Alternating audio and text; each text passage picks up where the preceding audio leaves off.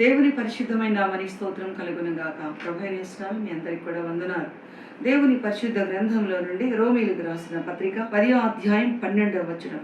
యూదుడని Greece దేశస్థుడని భేదము లేదు, ఒక్క ప్రభువే అందరికీ ప్రభువయ్యుండి తనకు ప్రార్థన చేయవారందరి ఎడల కృప చూపించేటకు ఐశ్వర్యవంతుడు. హల్లెలూయా. ఈ మాటని మనం ధ్యానం చేద్దాం. తనకు ప్రార్థన చేయు వారికి అందరికీ కృప చూపించేటకు ఐశ్వర్యవంతుడు. అందరికా కొందరికా? యేసుక్రీస్తు అందరికీ ప్రభు అన్నారు కాబట్టి అందరికీ ఆయన ప్రభు కాబట్టి ఆయనకు ప్రార్థన చేయు వారికి అందరికీ కూడా కృప చూపించడకు ఆయన ఐశ్వర్యవంతుడు అనే మాట చూస్తాం.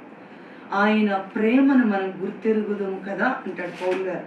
ఏమిటి ఆయన ప్రేమ అంటే, ఆయన ధనవంతుడయ్యుండి కూడా మన కోసం ఈ లోకంలోనికి ఎలా వచ్చారు అంటే, ఆయన దరిద్రునిగా ఈ లోకంలోనికి వచ్చింది. ఎందుకంటే మనల్నందరినీ కూడా ఐశ్వర్యవంతులుగా చేయటకు. 2వ కొరింథీయులకు రాసిన పత్రిక 11వ అధ్యాయంలో మనం చూస్తూ అక్కడ ఏమంటున్నారంటే, ఆయన మనలని ఐశ్వర్యవంతులుగా, 2వ కొరింథీ 8వ అధ్యాయం 8వ వచనం, ఆయన ధనవంతుడయ్యుండి కూడా తన దారిద్ర్యము వలన మనలను ధనవంతులుగా చేయాలని అని చెప్పారు. కనుక ఈ సమయంలో ప్రార్థన చేయువారికి అందరికీ కృప చూపించటకు ఆయన ఐశ్వర్యవంతుడు.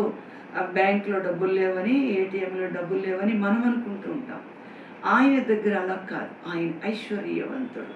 అది ఏదైనా సరే నా నామములో మీరు అడిగితే మీకు ఇస్తానన్నారు. కనుక ప్రార్థన చేయు వారికి అందరికీ కూడా ఆయన కృప చూపించటకు ఐశ్వర్యవంతుడు. అందుకని ఆయన దగ్గరికి అందరు కూడా వస్తారు. ప్రార్థన ఆలకించువాడా సర్వ శరీరులు నీ దగ్గరకు వస్తారు.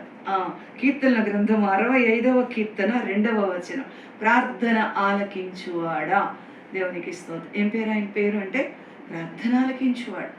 ఆయన మన ప్రార్థనలు వినకుండా చెవి మూసుకోరు. యెషయా గ్రంథం 59:1 అంటారు కదా, విననేరకుండానట్లు చెవులు మందం కాలేదని. కాబట్టి ప్రార్థన ఆలకించువాడా సర్వ శరీరులు ఆయన దగ్గరికి వస్తారు. భేదము లేదు, అందరికి కృప చూపిస్తారు. ఏ భేదము లేదు. యేసుక్రీస్తు అందరికి కూడా ప్రభు కాబట్టి దేవుని సన్నిధానంలో ఎంత కష్టంలో ఉండి వాళ్ళతో మాట్లాడి వాళ్ళని అడిగి అలసిపోయారేమో, దేవుణ్ణి అడగండి. దేవుడు కృప చూపిస్తారు, మార్గం సరళం చేస్తారు, కనికరిస్తారు. ఎబ్బేజే మనవి విన్న దేవుడు నీ మనవి కూడా దేవుడు ఆలకిస్తారు. కాబట్టి కృప చూపించడానికి ఐశ్వర్యవంతుడు కనుక ప్రార్థన చేసుకుందాం.